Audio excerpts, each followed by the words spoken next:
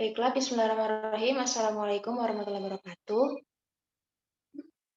Yang kami hormati Ibu Ai Mariani, SMSI, selaku dosen pengampu mata kuliah Manajemen Keuangan, serta teman-teman yang berbahagia. Pada kesempatan kali ini, kami dari kelompok 3 akan menyampaikan presentasi kami tentang analisis laporan keuangan, yaitu kasus terintegrasi pada bab 4 yang akan disampaikan oleh kelompok 3. Waktu dan tempat kami persilakan.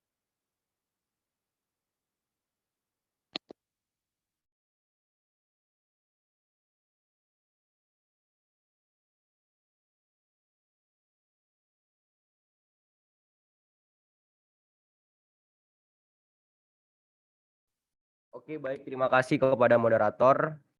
Oh, perkenalkan, nama saya Yogi Saputra. Saya akan menjelaskan soal bagian A tentang soal terintegrasi, yaitu pertanyaannya, mengapa rasio bermanfaat? Sebutkan 5 kategori utama rasio. Yang jawabannya yaitu, hal ini dikarenakan rasio membantu kita untuk mengevaluasi laporan keuangan. Dan rasio terdapat 5 kategori, yaitu rasio likuiditas, rasio manajemen aset, rasio manajemen utang, rasio profitabilitas, dan rasio nilai pasar.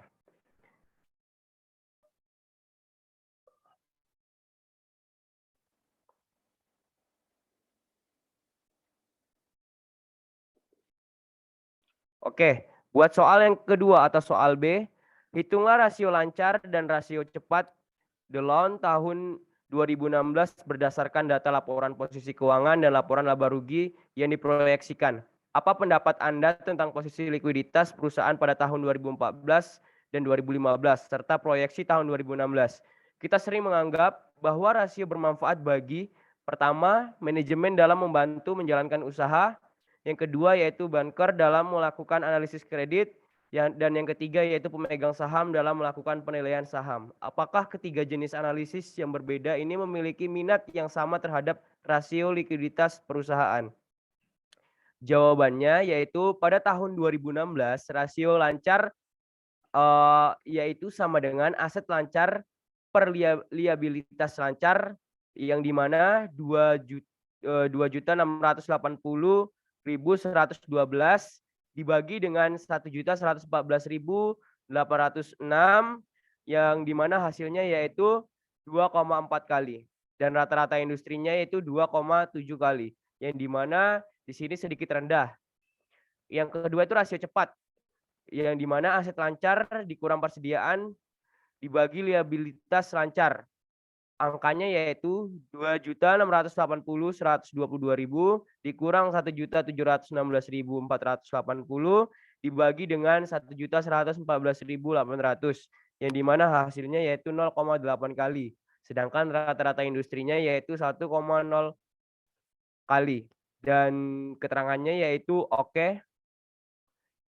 Kemudian pada tahun 2015 dan tahun 2014 itu pada rasio lancar 1,2 kali dan rata-rata industrinya itu 2,7 kali, atau keterangannya itu buruk.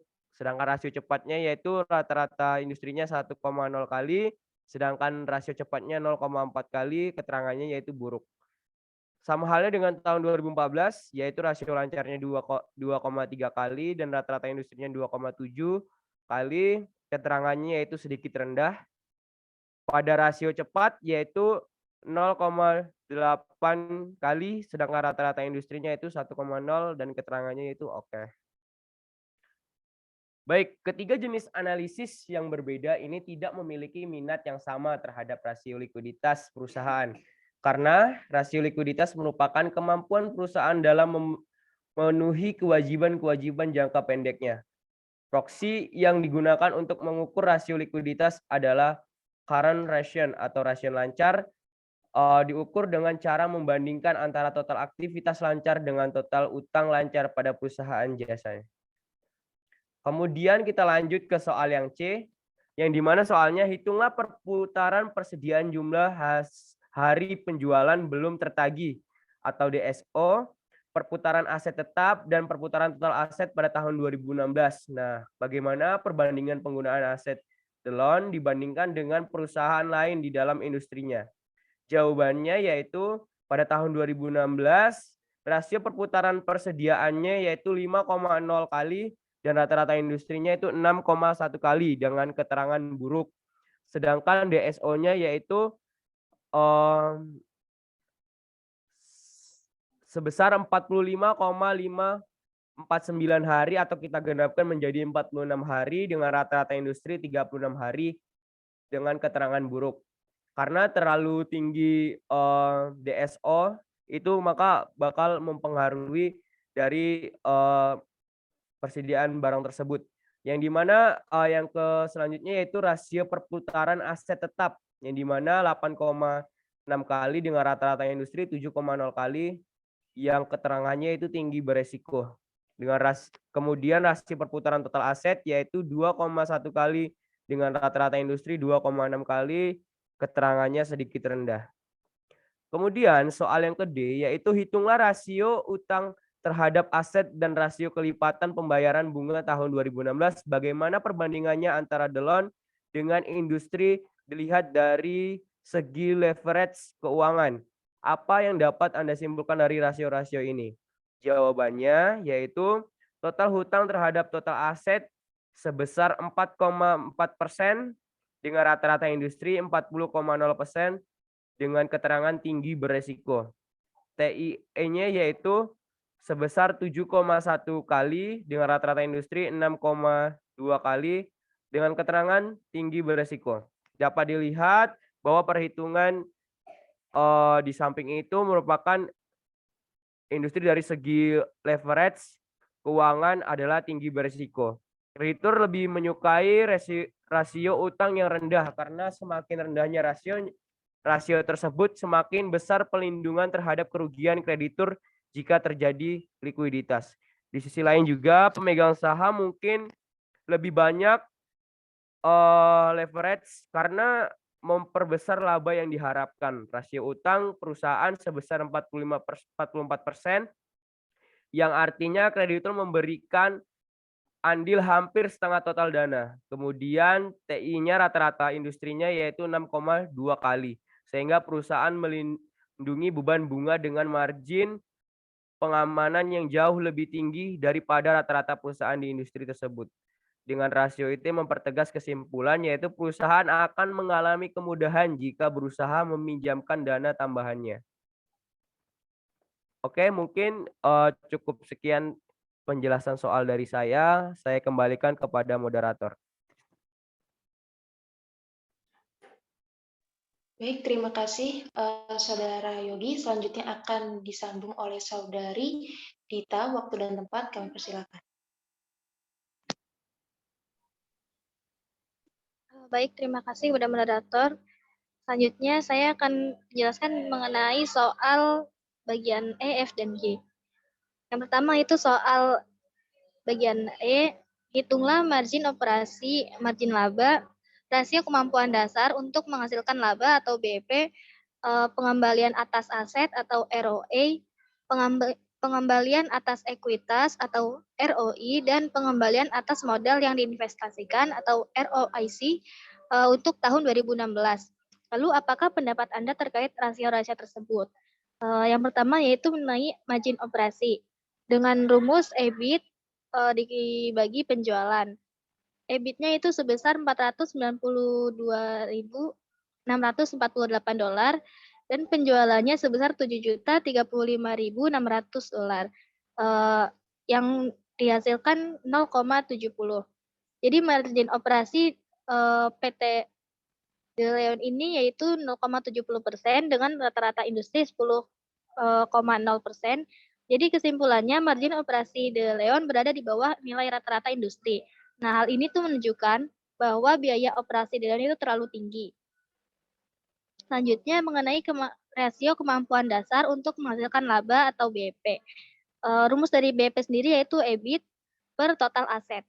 Nilai besaran EBIT-nya yaitu $492.648 dibagi oleh total aset sebesar $3.497.152 yang hasilnya yaitu 0,140. Jadi BEP dari De Leon ini 0,14%. Nah, rata-rata industri yang dihasilkan itu 18,0%. Jadi kesimpulannya, rasio dari De Leon itu memiliki rasio yang lebih rendah dari nilai, rasio rata-rata industri. Yang ketiga, margin labanya. Rumus dari margin laba yaitu laba neto dibagi penjualan. Laba netonya sebesar $253.584 dibagi oleh penjualan sebesar $7.035.600 sama dengan 0,036. Jadi margin laba yang diperoleh yaitu 0,036% dengan rata-rata industri 5,0%. Dan kesimpulan dari margin laba De Leon itu berada di bawah nilai rata-rata industri. Next.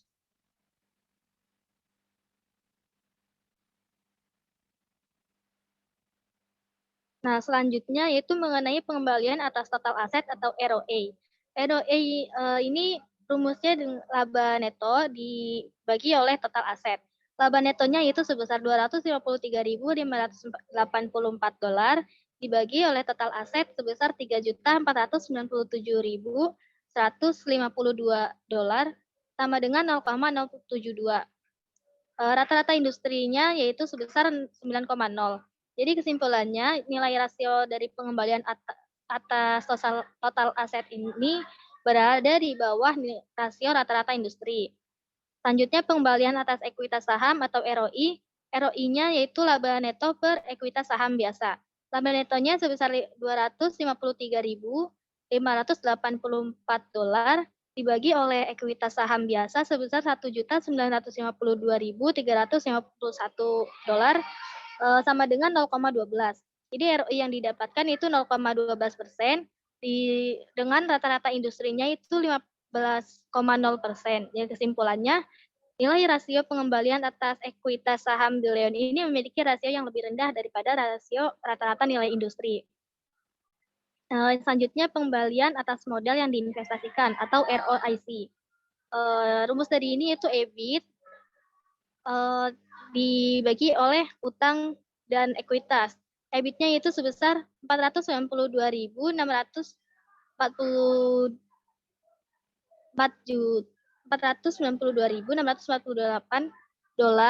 dibagi oleh 436.800 ditambah 1.952.352 yang menghasilkan nilai sebesar 0,20.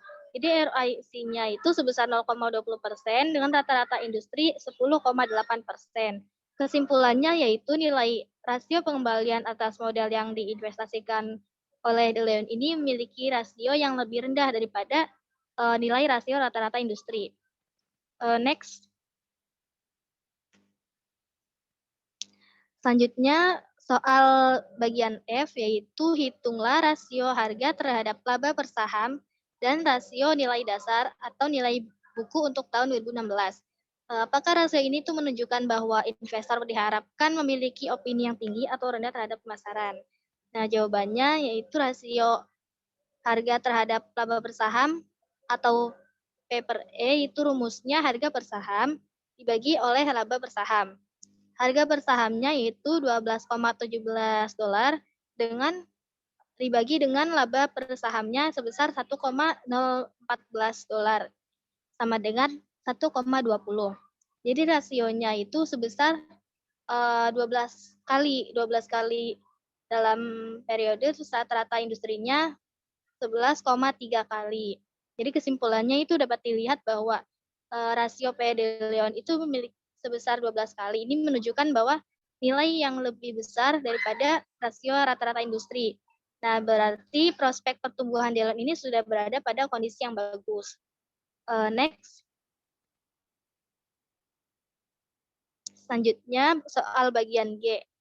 Itu digunakan persamaan DuPont untuk memberikan rangkuman dan tinjauan umum atas kondisi keuangan De Leon seperti yang diproyeksikan untuk tahun 2016.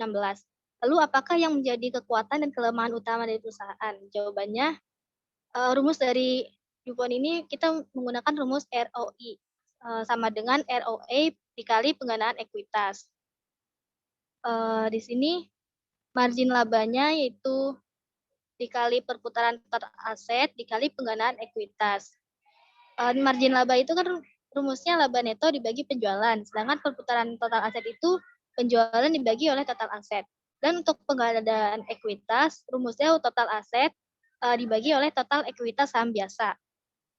Nah, di sini margin labanya itu 253.584 dibagi oleh 7.035.600 dihasilkan 0,036%. Terus perputaran asetnya 7.035.600 dibagi oleh 3.497.152 itu menghasilkan 2,011 kali. Lalu yang penggandaan ekuitas yaitu 3.497.152 dibagi oleh 1.952.352 menghasilkan 1,791 kali. Lalu ini dikali semua dengan menghasilkan 0,130%. Dan rata-rata industrinya itu 5,0% untuk margin labanya, 1,8 kali untuk perputaran total aset, dan 1,67 kali untuk pengadaan ekuitas. Jadi kesimpulannya itu, De Leon mendapatkan keuntungan sebesar 0,36% untuk setiap penjualan per bulannya. Lalu dikalikan dengan perputaran aset sebesar 2,011 kali per tahun, sehingga pengembalian aset ROE yang didapatkan yaitu 0,072. Dan nilai itu merupakan keseluruhan milik pemegang saham biasa. Nah, untuk mendapatkan nilai ROI, maka kita perlu mengalihkan nilai pengembalian aset 0,072% dengan penggandaan ekuitasnya sebesar 1,67 kali, sehingga diperoleh nilai ROI sebesar 0,12%. Sekian penjelasan dari saya. Selanjutnya saya kembalikan pada moderator. Baik, terima kasih kepada Saudari Dita atas penyampaiannya. Selanjutnya saya sendiri akan menyampaikan soal H, I, dan J. Next. Baik, di sini yaitu soal bagian H, terdapat pertanyaan gunakan laporan keuangan tahun 2016 yang telah disederhanakan, di mana pada jumlah hari penjualan belum tertagih atau DSO akan cenderung mempengaruhi harga saham. Misal, jika perusahaan dapat memperbaiki prosedur penagihannya sehingga menurunkan daya dari 45,6 hari menjadi rata-rata industri 32 hari tanpa mempengaruhi penjualan. Lalu bagaimana perubahan tersebut akan menjalar di laporan keuangan disajikan di bawah ini? Dan bagaimana itu mempengaruhi harga saham? Lalu jawabannya, kita akan menghitung dulu DSO tahun 2016, di mana DSO yaitu piutang dibagi penjualan tahunan, menghasilkan 45,6 hari total rata-rata DSO tahun 2016. Lalu jika diperbaiki prosedur penagihannya, maka piutang hanya diperbolehkan sebesar 616.832 atau 616.800. Nah, jadi jika ingin menjadi standar rata-rata industri 32 hari, maka piutang harus sebesar 616.800. Next.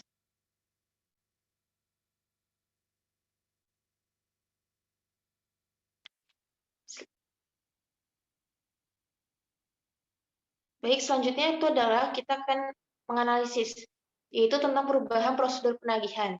Nah, ini dimungkinkan dapat mempengaruhi tingkat kinerja penjualan. Lalu proses dalam penagihan tersebut juga dapat berpengaruh terhadap arus kas. Karena apabila penagihan tidak dilakukan dengan aktif, maka pelanggan akan semakin lama membayar tagihannya dan dapat menimbulkan piutang. Dan jika piutang semakin besar, maka arus kas juga tidak akan efektif. Kolektibilitas kredit cepat mempengaruhi masalah terkait pembayaran biaya operasional, dan kas yang terkumpul dapat segera diinvestasikan kembali untuk meningkatkan pendapatan di masa depan. Jadi perubahan tersebut tidak terlalu mempengaruhi harga saham secara signifikan. dan perusahaan harus secara tegas melakukan prosedur penagihan secara ketat agar nasabah tidak melakukan prestasi lebih lanjut. Selanjutnya adalah soal I. Apakah persediaan dapat disesuaikan? Jika iya, bagaimana penyesuaian tersebut mempengaruhi profitabilitas dan harga saham De Leon? Jawabannya, jumlah persediaan barang dapat dihitung dalam beberapa metode, di mana metode ini bisa disesuaikan dengan jenis perusahaan dan juga kepentingannya. Beberapa metode itu seperti FIFO, first in first out, LIFO, last in first out, dan average. Lalu penyesuaian perhitungan persediaan sejatinya tidak mempengaruhi profitabilitas perbankan secara signifikan, karena persediaan yang seimbang tentu akan mempengaruhi kualitas barang dan penjualan. Harga saham akan menjadi stabil atau seimbang, bahkan meningkat jika persediaan yang dilakukan terintegrasi dengan baik. Next. Yang selanjutnya adalah soal J, yang ini cukup panjang. Pada 2015, perusahaan bayar masuk jauh melampaui tanggal jatuh temponya, dan perusahaan tidak menjaga rasio keuangan pada tingkat yang diminta dalam perjanjian pinjaman bank. Akibatnya, pemasok dapat menghentikan pasokan perusahaan dan pihak bank dapat menolak untuk memperpanjang pinjaman ketika jatuh tempo dalam waktu 90 hari. Lalu berdasarkan data yang telah diberikan sebagai seorang manajer kredit, apakah Anda akan terus melakukan penjualan secara kredit terhadap De Leon? Anda bisa minta pembayaran tunai saat pengiriman atau menjual dengan persyaratan COD.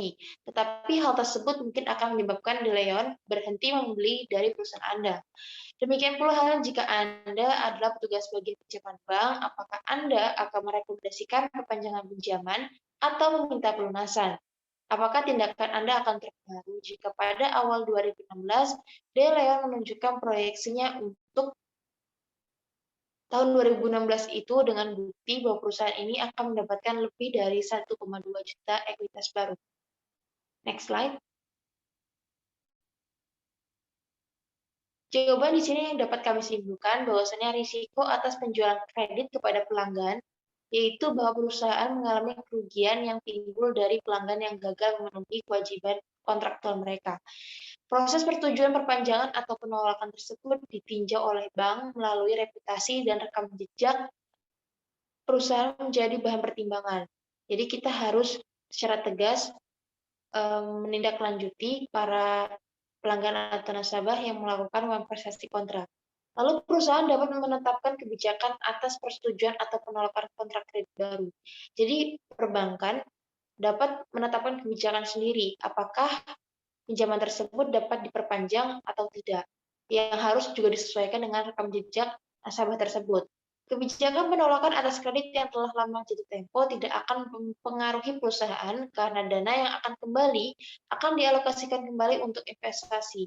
Jadi sehingga dana lebih baik untuk diinvestasikan kembali daripada untuk diperpanjang kontraknya.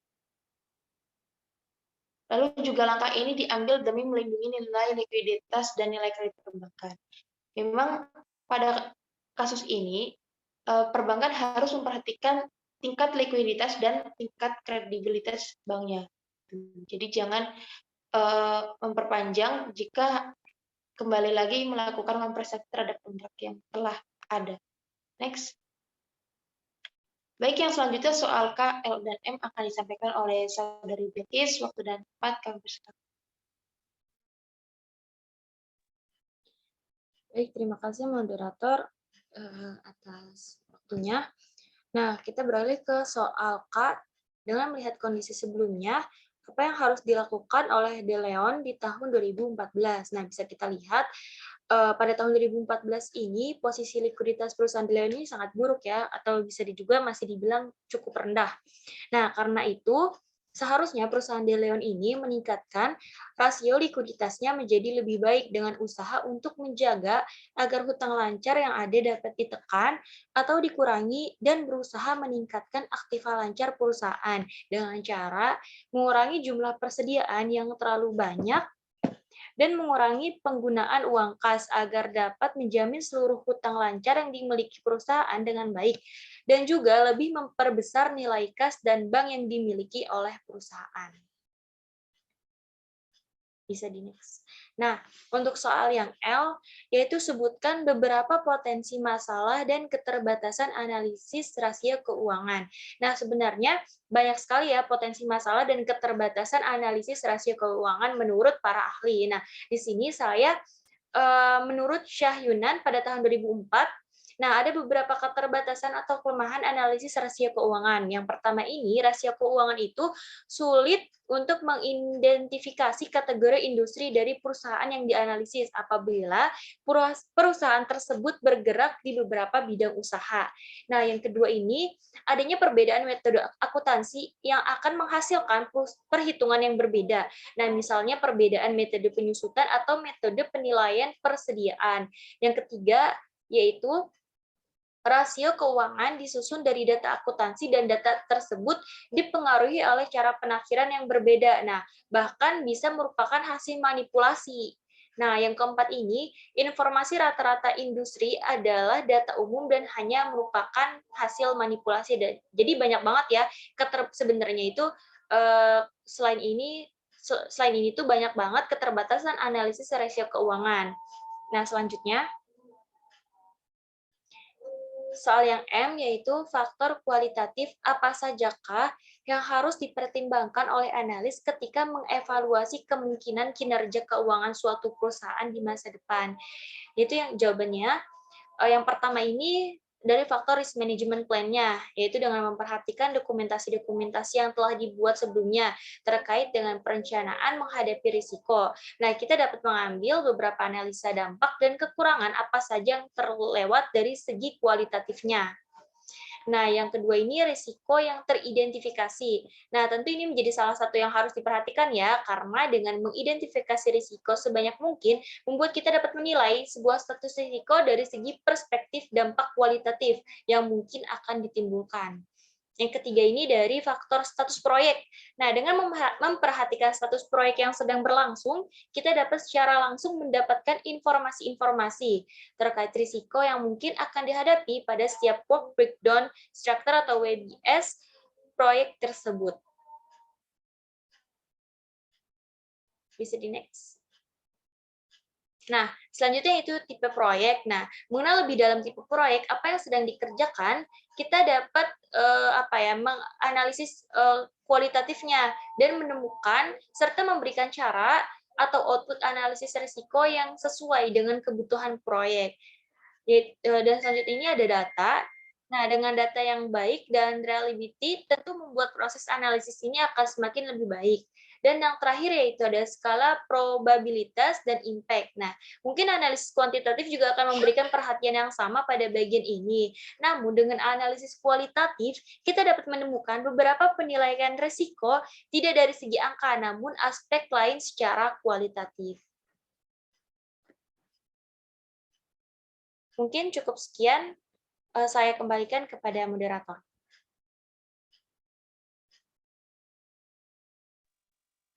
Baik, terima kasih kepada Saudari Bilqis atas penyampaian materinya. Selanjutnya kita akan beralih kepada soal individu yang akan pertama kali disampaikan oleh Saudara Yogi Saputra. Waktu dan tempat kami persilakan.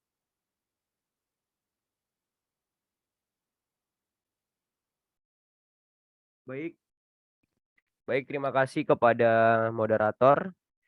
Untuk soal individu, pertanyaannya yaitu, suatu perusahaan memiliki penjualan 40 miliar dan laba operasi sebesar 10 miliar, kemudian aset totalnya sebesar 25 miliar. Aset total perusahaan sama dengan modal yang diinvestasikan total. Dan modalnya terdiri atas setengah utang dan setengah ekuitas saham biasa. Tingkat bunga perusahaan adalah 10% dan tarif pajak yaitu 30%. Kemudian pertanyaannya yaitu, berapakah margin labanya? Yaitu jawabannya, margin labanya sama dengan kita cari laba neto dengan dibagi dengan penjualan. Yaitu laba netonya sebesar 10 miliar dan penjualannya sebesar 40 miliar.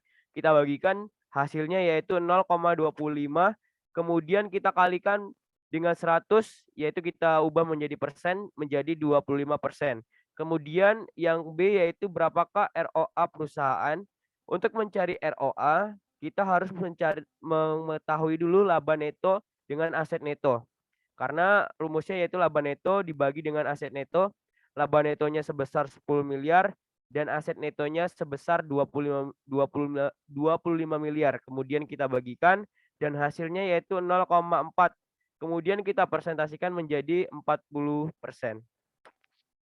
Baik, terima kasih.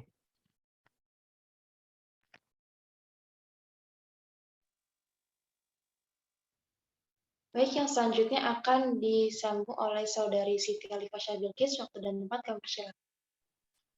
Baik, terima kasih kembali kepada moderator. Di sini ada pertanyaan yaitu neraca suatu perusahaan yaitu kas sebesar 25 juta, piutang dagang sebesar 75 juta, barang dagang yaitu sebesar 200 juta, jumlah utang dagang, wesel, bunga, dan pajak itu sebesar 255 juta yang tertera dengan jelas. Nah, kita di sini akan menghitung quick ratio atau rasio cepat perusahaan tersebut. Nah, yaitu yang pertama kita tambahkan kas, piutang dagang, dan barang dagang, yaitu sebagai aktiva lancarnya. Nah, yaitu ada kas sebesar 25 juta, piutang dagangnya sebesar 75 juta, dan barang dagangnya itu sebesar 200 juta. Nah, sama dengan aktiva lancarnya itu sebesar 300 juta. Nah, persediaan dalam akuntansi ini berarti barang dagang yang tersedia untuk dijual, yaitu, mohon maaf, barang dagangnya itu sebesar 200 juta,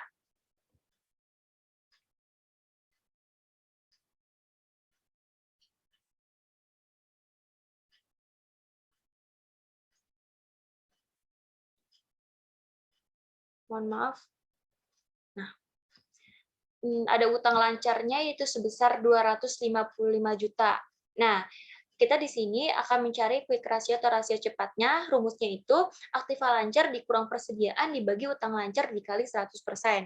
Nah, sudah kita hitungkan tadi aktiva lancarnya itu sebesar 300 juta, dikurang persediaan, yaitu persediaan dagangnya itu sebesar 200 juta, dan dibagi oleh utang lancarnya. Utang lancarnya itu utang dagang, wesel, bunga, dan pajak, yaitu sebesar 255 juta dikali 100%, yaitu hasilnya 39,22%, atau bisa kita desimalkan menjadi 0,39.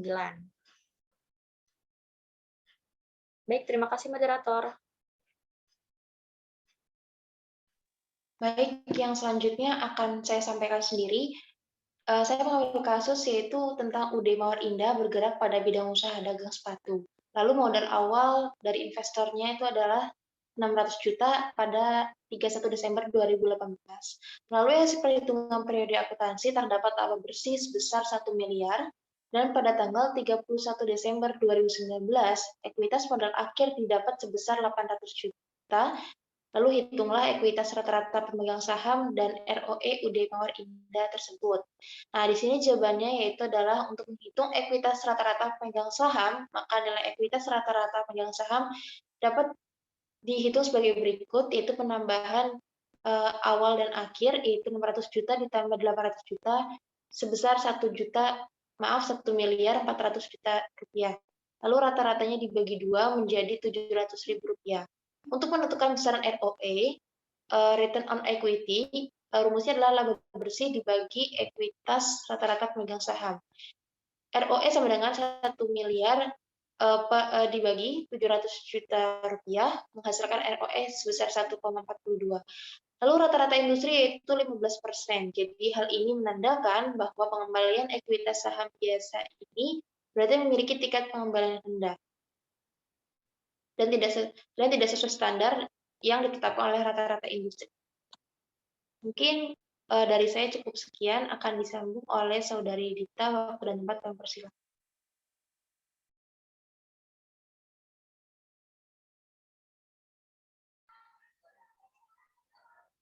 Oke, next. Selanjutnya saya akan menyampaikan soal kasus yang saya angkat, yaitu suatu perusahaan memiliki margin laba sebesar 2% dan penggandaan ekuitasnya itu sebesar 2,0. Dan perusahaan tersebut itu memiliki penjualan sebesar 100 juta dolar dan total asetnya sebesar 50 juta dolar.